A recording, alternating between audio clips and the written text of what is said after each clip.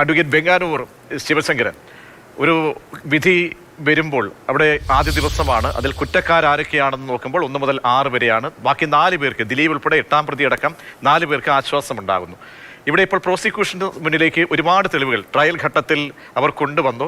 പക്ഷേ ആ കൊണ്ടുവന്ന തെളിവുകൾ, ഗൂഢാലോചനയുമായി ബന്ധപ്പെട്ട് കൊണ്ടുവന്ന തെളിവുകളൊന്നും ദിലീപിനെതിരെ തെളിയിക്കപ്പെടുന്നില്ല, ദിലീപിനെ കണക്ട് ചെയ്യാൻ കഴിയുന്നില്ല. അത് എന്തുകൊണ്ടാണ്, എവിടെയാണ് പ്രോസിക്യൂഷന് പിഴവ് പറ്റിയതാണ് താങ്കൾ മനസ്സിലാക്കുന്നത്? അദ്ദേഹം സംഗതി വളരെ സിമ്പിളാണ്. അതായത് നിങ്ങളുടെ ന്യൂസിൽ ആദ്യം പറഞ്ഞതുപോലെ തന്നെ 1-ലധികം കുറ്റപത്രങ്ങൾ സമർപ്പിക്കപ്പെട്ട ഒരു കേസാണ്.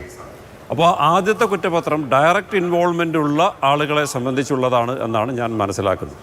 രണ്ടാമത്തെ കുറ്റപത്രത്തിലാണ് അതിനകത്തൊരു കോൺസ്പിറസി ആംഗിൾ ഡെവലപ്പ് ചെയ്തിട്ടുള്ളത്. ഒരുപക്ഷെ ഈ പ്രതികൾ എന്തിനു വേണ്ടി ഇത് ചെയ്തു എന്നുള്ള ഇൻറ്റൻഷൻ അഥവാ മോട്ടീവ് എന്ന് പറയുന്ന സാധനത്തിൽ നിന്ന് ഡെവലപ്പ് ചെയ്തെടുത്തൊരു സാധനമാണ് ഇപ്പോൾ നമ്മൾ ഈ പറയുന്ന ദിലീപിനെ കണക്ട് ചെയ്തിട്ടുള്ള ആ ഒരു ഇൻസിഡൻറ്റ്. അപ്പം ഞാൻ ഈ വിഷയത്തിൽ മുൻപ് പല പ്രാവശ്യം പറഞ്ഞിട്ടുള്ളത് പോലെ തന്നെ ഈ സാധാരണ പോലീസുകാർ ചെയ്യുന്നൊരു സംഗതിയുണ്ട്.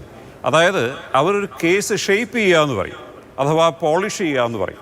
അതായത് ഏറ്റവും നന്നായി, അവരുടെ ഭാഷയിൽ ഏറ്റവും നന്നായി ഒരു കേസ് ഷേപ്പ് ചെയ്യുമ്പോൾ അഥവാ പോളിഷ് ചെയ്യുമ്പോൾ ചില കൂട്ടിച്ചേർക്കലുകളും ചില വിട്ടുകളയലുമൊക്കെ ഒരു സാധാരണ നടത്താറുണ്ട്.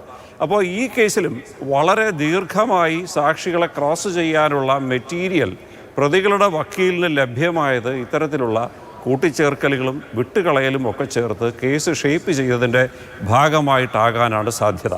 പിന്നെ ഞാൻ ഒരു കാര്യം കൂടി പറഞ്ഞു തരാം. അതായത് ഈ ക്രൈസ്തവ പുരോഹിതർ പ്രതികളായിട്ടുള്ള 2 കേസുകൾ ഈ കഴിഞ്ഞ കാലഘട്ടത്തിൽ കേരളത്തിൽ ഉണ്ടായിട്ടുണ്ട്. അപ്പോൾ അതിൽ ഒരു കേസിൽ പ്രതികളെ ശിക്ഷിച്ചു, വേറൊരു കേസിൽ പ്രതികളെ വെറുതെ വിട്ടു. അപ്പോൾ ആ വെറുതെ വിട്ട കേസ് എന്ന് പറയുന്നത് വളരെയധികം ജനശ്രദ്ധ ആകർഷിച്ച ഒരു കേസാണ്. പക്ഷേ ആ കേസിൻ്റെ ജഡ്ജ്മെൻറ്റ് വായിച്ചു നോക്കിയാൽ ആ കേസിൽ അതായത് പ്രതികളെ വിടുന്നൊരു സാഹചര്യം ഉണ്ടായത് ഇത്തരത്തിലുള്ള പോലീസിൻ്റെ പോളിഷിംഗ് അഥവാ ഷേപ്പിംഗ് എന്ന് പറയുന്ന ആ സംഗതിയുമായി വന്നിട്ടുള്ള അപാകതകളും അപകടങ്ങളും കാരണമാണ്. അതേ സംഗതി തന്നെ കൃത്യമായി ഈ കേസിലും സംഭവിച്ചിരിക്കാൻ സാധ്യതയുണ്ട്. വളരെ സെൻസേഷണൽ ആയിട്ടുള്ളൊരു കേസിലാണെങ്കിൽ പോലും കൃത്യമായ തെളിവുകൾ ഉണ്ടെങ്കിൽ ശിക്ഷിക്കുക, തെളിവുകളുടെ അഭാവത്തിൽ അഥവാ സംശയത്തിൻ്റെ ആനുകൂല്യം പ്രതിക്ക് നൽകുക എന്ന് പറയുന്നത് ഒരു സ്വാധീനത്തിന് വഴങ്ങാത്ത, അല്ലെങ്കിൽ ഒരു പബ്ലിസിറ്റി അല്ലെങ്കിൽ ഒരു പൊതുജനരോഷം എതിരാകുമെന്ന് ഭയപ്പെടാത്ത ഒരു നിർഭയനായ അല്ലെങ്കിൽ നിർഭയ ജഡ്ജിനെ സംബന്ധിച്ച് ചെയ്യേണ്ടുന്നൊരു കാര്യമാണ്.